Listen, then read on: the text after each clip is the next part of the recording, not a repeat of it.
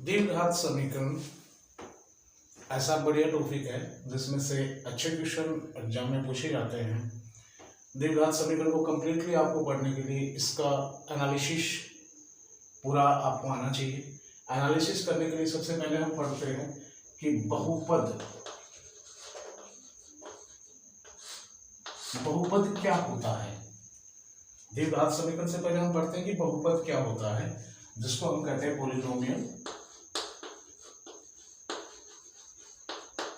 What is a polynomial? बहुपद क्या है? तो बहुपद में हमें देखना है कि जैसे इसके नाम से ही पता है कि बहुपद एक से अधिक पद, जिसमें एक से अधिक पद विद्यमान हो वह व्यंजक बहुपद कहलाता है। जैसे मान लेते हैं कि a0, a1, a2, a3 up to an belongs to R। ये सब क्या है? वास्तविक संख्याएं हैं।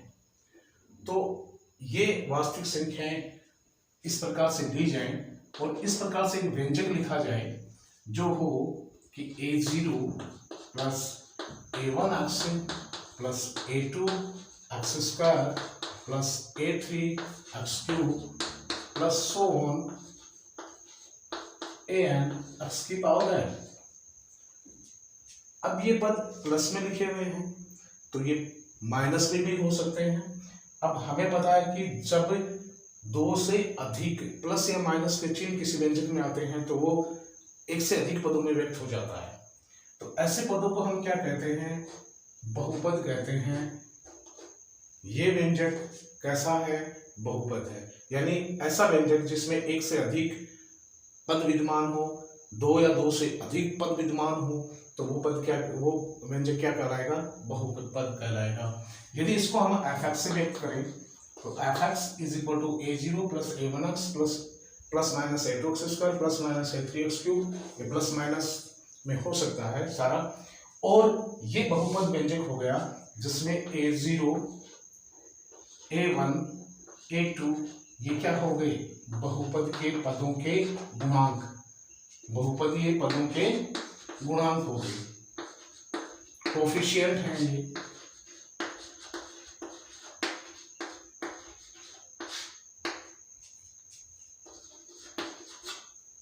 अब देखो x की पावर 0 का गुणांक क्या है? a0।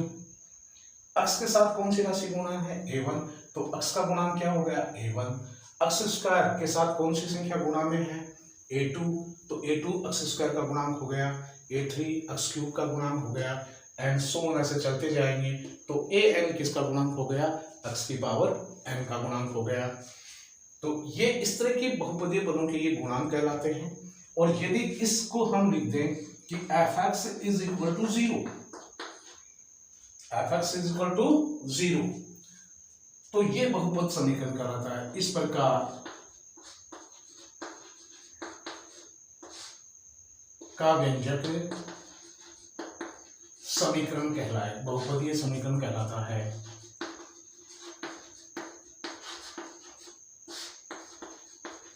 बहुपदीय समीकरण कहलाएगा।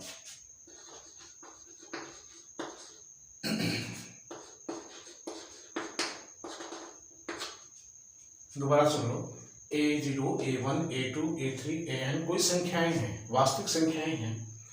और इन वास्तविक संख्याओं को हम इस तरह से प्लस माइनस के पदों में व्यक्त करते हैं। अब ये जरूरी नहीं कि प्लस माइनस दोनों साथ ही हो, या तो प्लस हो सकता है या माइनस हो सकता है या प्लस माइनस दोनों कंबाइन हो सकते हैं। तो यहाँ a0, a1, a2 ये जो संख्याएं हैं ये सब बहुपदीय पदों के गुणांक हैं। अब पहले बहुपद को किस क्रम में लिखा जाता है? पहले x की पावर 0, क्योंकि किसी भी संख्या की पावर अगर 0 लेते हैं, x की पावर 0 का मान 1, a की पावर 0 का मान भी 1, एनी नंबर कोई भी लें और उसकी पावर 0 लगा दें तो उसका मान हमेशा क्या आता है? 1 आता है। तो यहाँ a0 के साथ गुणा में क्या है? 1 है, यानी x की पावर 0 है, फिर x है, फिर x स्क्वायर है, फिर x क्यूब है, और इस तरह से ये व्यंजक बनता है। तो ऐसे व्यंजक को हम जिसमें क्रम से पद हों, पहले x0 की घात फिर x1 की घात या घटती हुई घातें हों, n की पावर पहले x की पावर n फिर x की पावर n-1 फिर n-2 n-3 and so on, इस प्रकार से पद आते जाते हैं और जिनमें उनके गुणांक उनके साथ दिए गए हों, तो ये पद क्या कहलाते हैं? इस तरह का व्यंजक क्या कहलाता है? बहुपद कहलाता है। अब यदि इन बहुपदों के इक्वल टू 0 लगाते हैं हम, यहाँ इसको 0 के इक्वल करते हैं, तो ये बहुपद क्या बन जाता है? समीकरण बन जाता है और इसको कहते हैं बहुपदीय समीकरण। बहुपदीय समीकरण में हमें ये देखना है कि गुणांक क्या है, कोफिशिएंट क्या है, जो अक्ष के साथ राशियां गुणा है वो उनकी कोफिशिएंट होती हैं। तो x0 का गुणांक क्या हुआ? a0, x का गुणांक क्या हुआ? a1, x² का गुणांक क्या हुआ? a2, x3 का गुणांक क्या हुआ? a3। इस तरह से ये व्यंजक लिखा जाता है। तो ऐसे व्यंजकों को हम क्या कहते हैं? बहुपद कहते हैं। और जब इस बहुपद को इक्वल टू 0 के इक्वल रख दिया जाता है, ये जो समता का चिन्ह है ये अगर लगा करके आगे 0 रख दिया जाए, तो ये व्यंजक या ये बहुपद क्या कहलाता है? बहुपदीय समीकरण कहलाता है। नेक्स्ट, पॉलिनोमियल और पॉलिनोमियल इक्वेशन, ये दोनों चीजें हम समझ गए हैं। कोफिशिएंट क्या है इनमें ये समझ गए हैं। अब ये बहुपद लिखा किस चर में गया था? यहाँ चर और अचर राशियों के गुणांक थे, तो कौन से चर में लिखा गया था? इस बात को हमें कंप्लीटली देखना है कि ये अक्ष में लिखा गया था। जो गुणांक थे वो किसके गुणज में थे? अक्ष के गुणज में थे, अक्ष की घातों के गुणज में थे।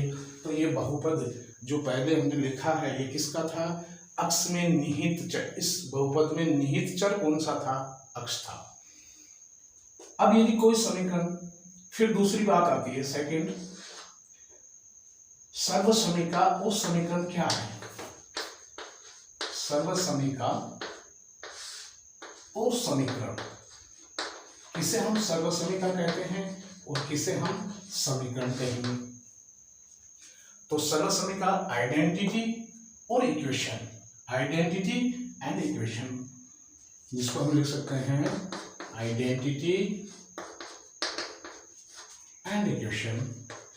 इन दोनों में अंतर क्या है? बहुत बार ये क्वेश्चन अराइज होता है कि आइडेंटिटी और इक्वेशन में, सर्वसमीकरण और समीकरण में क्या फर्क है, क्या अंतर है, कैसे पता करें कि ये सर्वसमीका है और कैसे पता करें कि ये समीकरण है।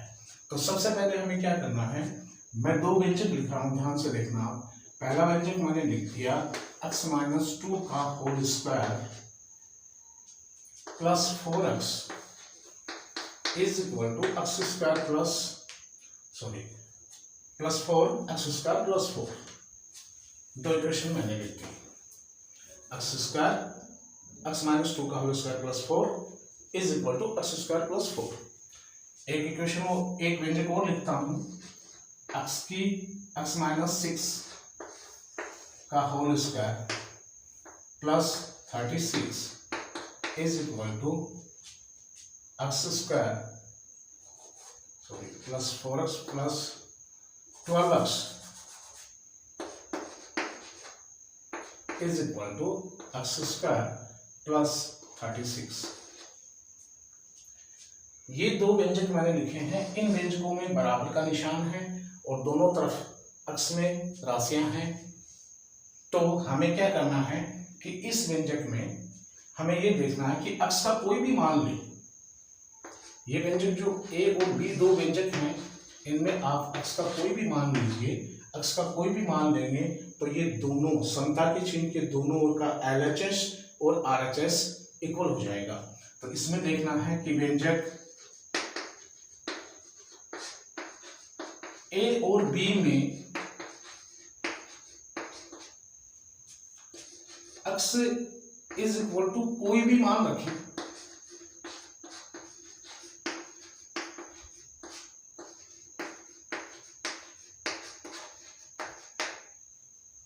जबकि अक्ष किससे संबंधित है?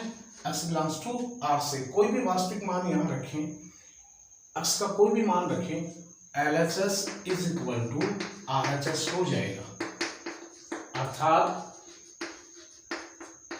x के प्रत्येक मान के लिए, x बिलोंग्स टू R के प्रत्येक मान के लिए, यानी कोई भी वास्तविक संख्या लें उसके प्रत्येक मान के लिए a और b, x के प्रत्येक मान के, x बिलोंग्स टू R के प्रत्येक मान के लिए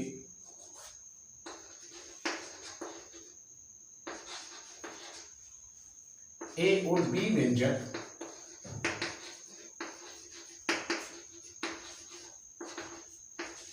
संतुष्ट हो जाएंगे।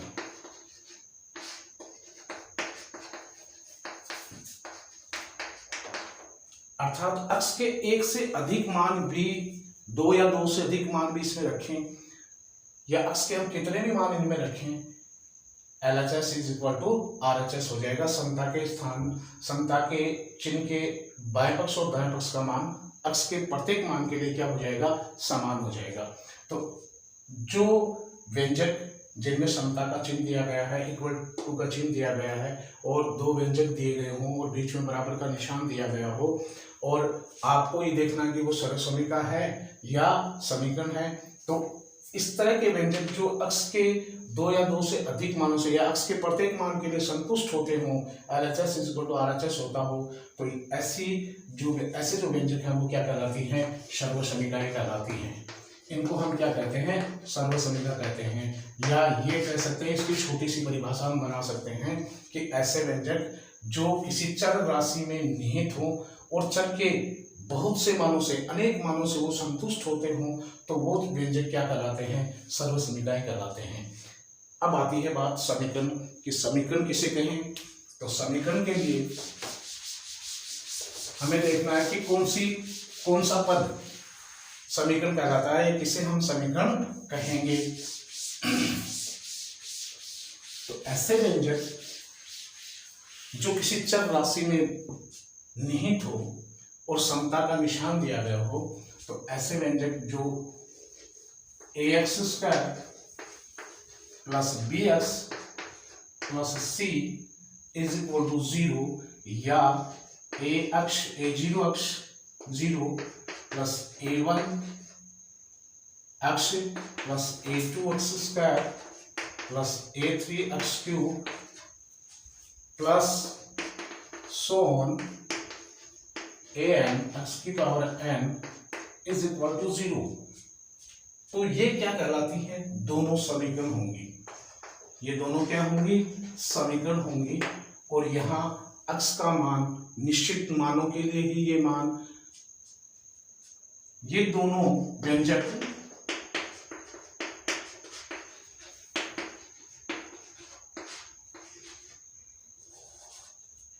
जिस चर राशि में निहित हैं या जिस चर राशि में व्यक्त किए गए हैं,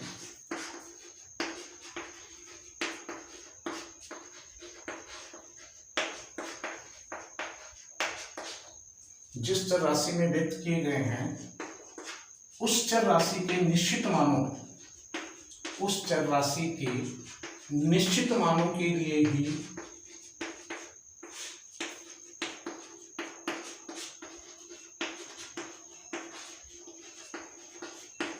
संतुष्ट होते हैं।